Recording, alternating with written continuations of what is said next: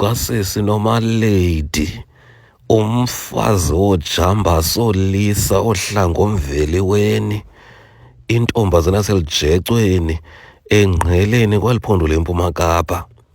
Umyeni wakhe ubhuti Thembi Nkosi angakubulala ngomfazi wakhe uVesikatsho athi ndiyamthanda umfazi wam bram, andikhathali nobuba nothini nobuba nikwathintini, ndiyamthanda mna owam umfazi.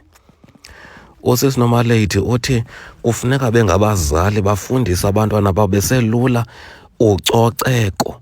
uVesike watsho wathi ndithetha noomama okwangoku, wathi boomama singabantu abangoomama, and I'm talking from a point of being a woman, sincedisane ukuba abantwana bethu xa besuka esikolweni bahlambe iikawusi, iishethi zihlanjwe, baqinisekise ukuba izihlangu azinuki, ii-homework benziswe, indlu ihlale icocekile. Ngoba kaloku xa kumdaka uthi uyathanda ubakho noqhushululo okanye nengxwabangxwaba phakathi kwekhaya xa kumdaka. Lo mama uthi ufuna ukubamba inkomfa yamanina odwa apho khona bexhobisana ngezinto abanozenza phakathi kwamakhaya abo. Uthi ufuna ukukhokhela loo nkomfa leyo, kodwa ekhokhelisa ngaphambili ikakhulu ucoceko.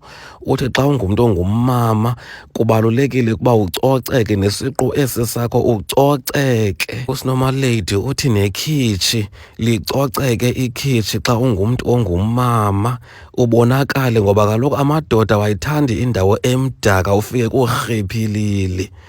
Abantu abangoomama abanintsi balapha elijecweni bathi bayavuya ukuba usinomalady uza kubamba inkomfa, ngoba kudala beyijonge ngamehlo abomvu, ngoba kaloku unomalady waziwa kakhulu apha kwindawo yaselijecweni neziphaluka ke phofu. Unomalady uthi abantu abangoobhuti mabaqine kakhulu edolweni ukuba bathi phofu bafuna umfazi onesidima ozokwazi ukumthanda.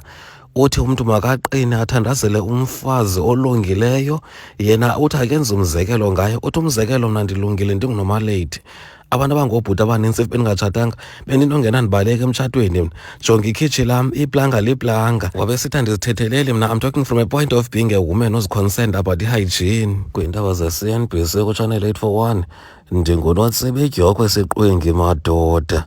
Ndilapha kwindawo yaselijecweni engqeleni kwaliphondo leMpuma Kapa